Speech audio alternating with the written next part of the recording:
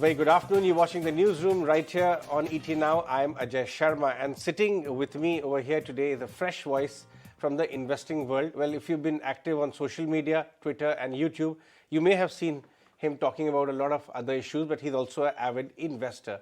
He's a debater, he's an author, and right now in the process of setting up his own firm related to capital markets. I'm talking about Harsh Gupta, who's joining me in the studios today. Let's take a look at the markets. Meanwhile, after the WPI number actually fell, there was some amount of relief rally, but otherwise market was weak for the first half, and so was yesterday. Now market has recovered a lot of ground and is trading at day's high. But Harsh, let's start our discussion with the macro data, because in the short term, in fact, last couple of months, it's the macro which have really impacted trade and investing.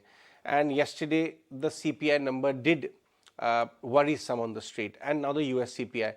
What are your thoughts on CPI direction from here on? Because first few readings have been on the lower side, which excited people that now the rate cut trajectory or a pause will start. Can it be that we could be in for higher for longer? So thank you so much, Ajay, for having me on your show. The CPI number on a Y-on-Y basis absolutely looks a bit worrying, right? 6% plus. There are some quibbles there about how the food number was calculated, but leaving that aside, on a QOQ annualized basis, so 3 months ago to now, so that's October, November, December, January, it is actually negative. And on a 6-month annualized basis, it is only 3.6%. The same thing is true for India's WPI What numbers. about month on month? Month on month, it went up, but month on month is very volatile. Okay. So generally YOY is fine because in non-volatile times that works perfectly fine. Sure. But this was a massive inflation spike we saw, and the question we are trying to understand as central bankers, as investors is the peak behind us? If the peak is behind us, is it going to remain higher for longer?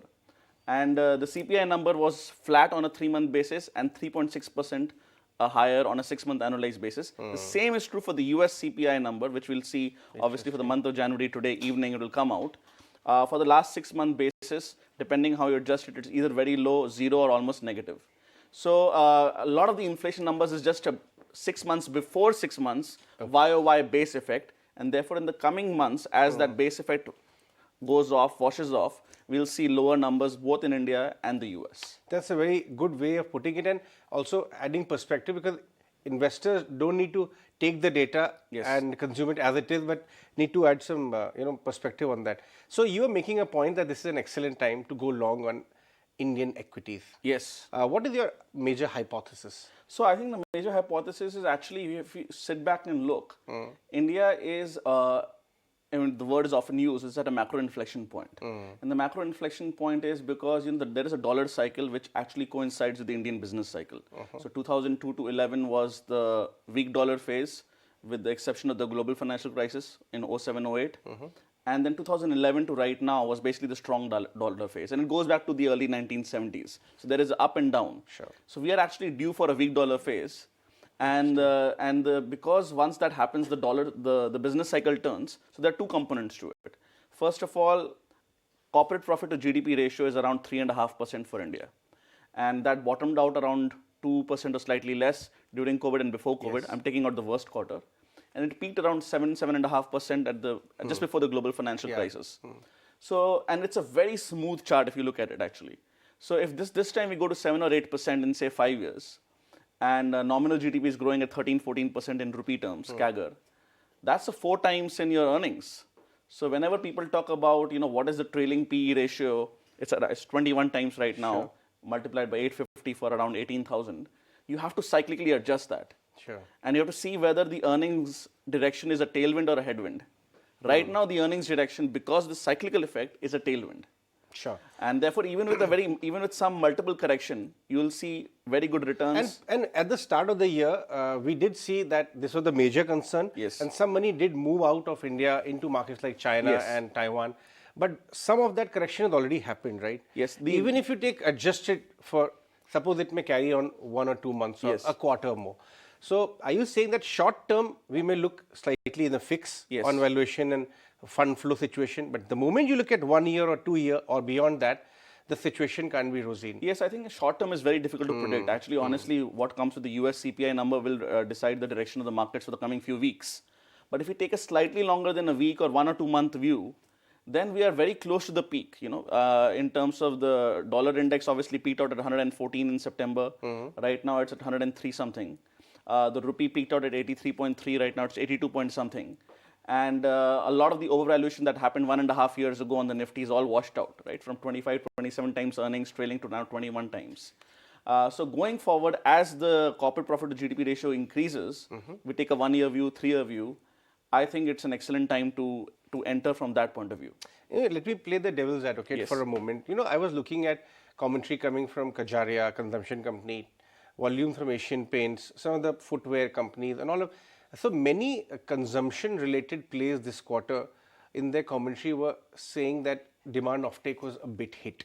Now, however temporary that might be, how big is that a concern, and how did you see the earnings quality this quarter? I think the earnings quality, you're right, was slightly mixed. I think there are a couple of elements there. One is obviously, there was a massive kind of revenge spending, etc., and then had to wash off a bit. So everybody last Diwali went all out and there was a bit of holding back.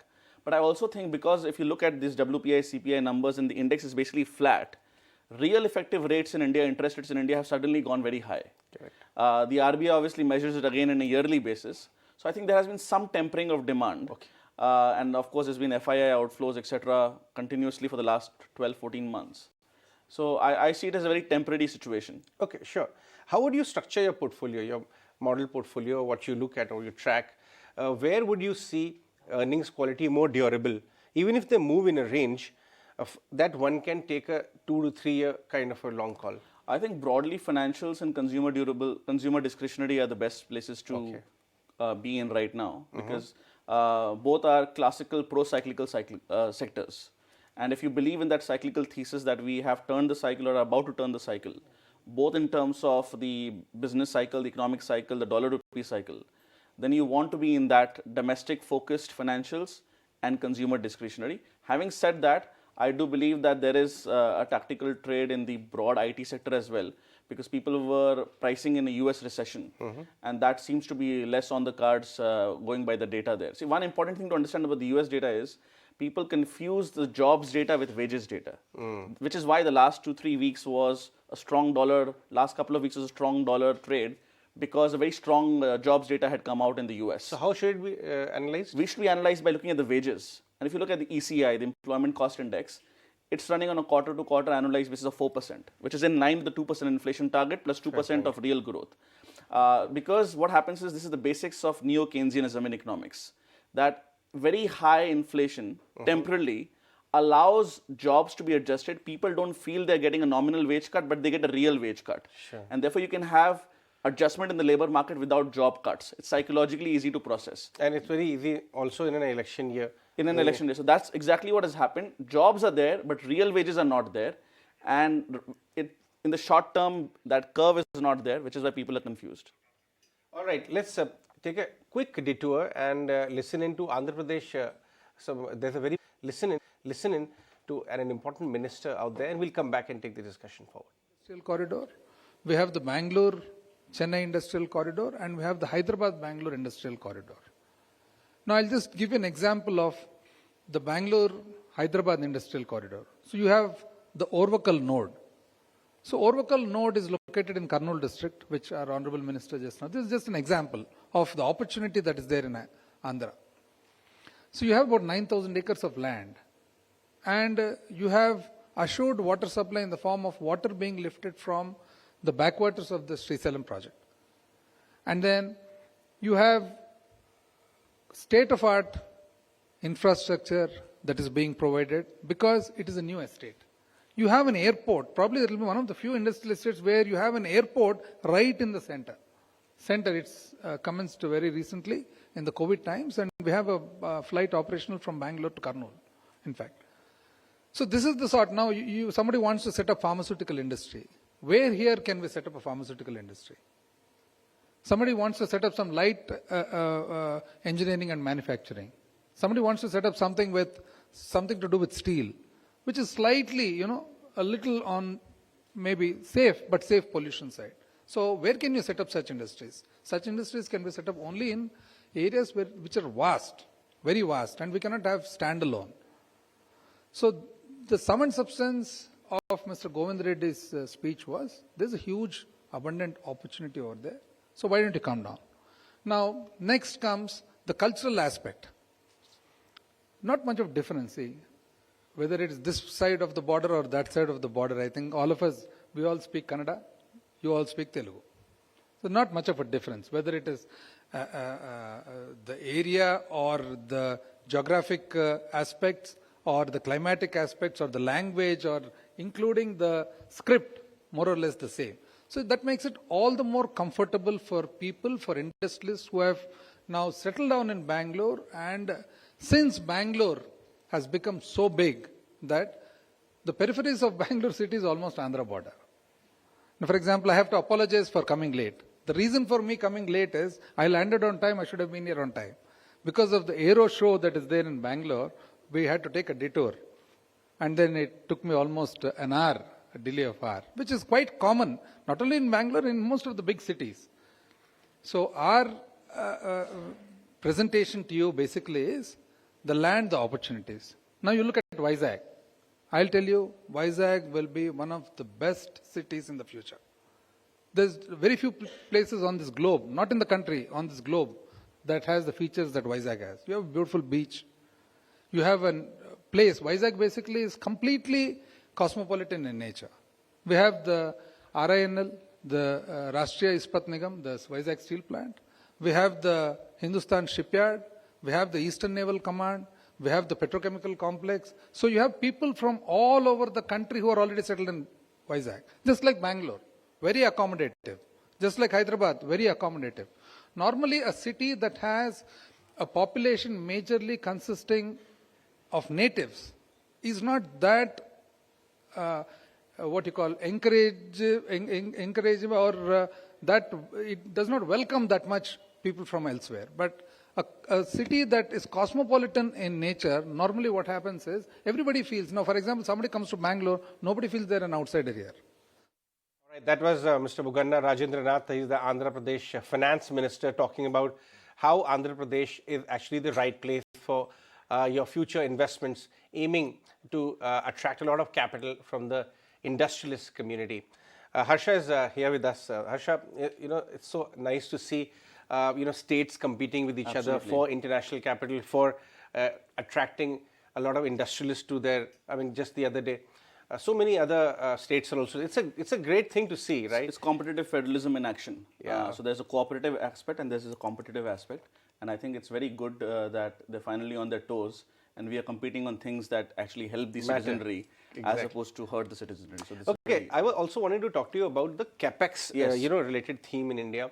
Yesterday there was an aero show in Bangalore, very well attended. Today it's open for public, and the kind of stuff which we are making, light combat helicopters, Tejas, all of that. Till few years back, we couldn't even dream of India would manufacture on their own, not only for our own forces but also for exports. Same thing is coming from a lot of capital good companies when we speak to them. Would you have that also in your portfolio, manufacturing? I think capex, and actually if I extend that to these, again the cycle analogy, real estate and infra, they will all do very well in the coming years. And in fact, as you rightly mentioned, we are seeing early signs of that.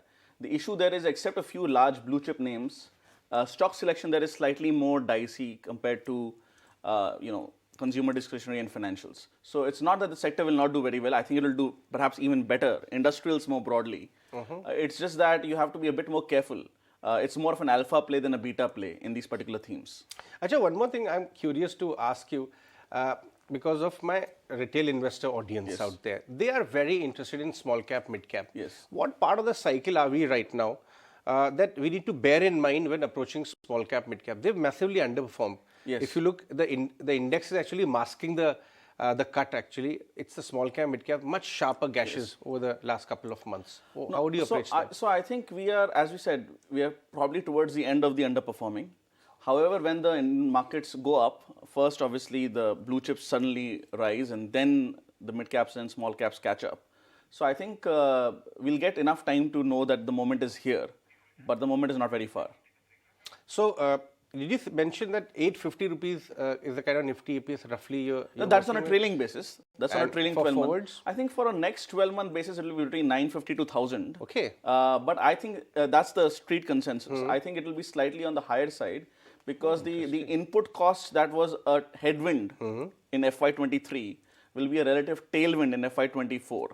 And I do feel that the kind of what people are assuming about no rate cuts in India and the US, even by the end of the calendar year or fiscal year, I don't think that will be true.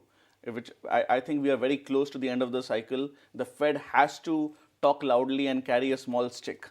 Otherwise, the markets run away. So you expect rate cut trajectory to start in the second half of this calendar? Yes, I think so because as I mentioned, real rates on a quarter to quarter and half year annualized basis are already very real across the world. So I have a slightly counter consensus view there. Yes, I think we had a small scare because of the US jobs number a couple of weeks ago.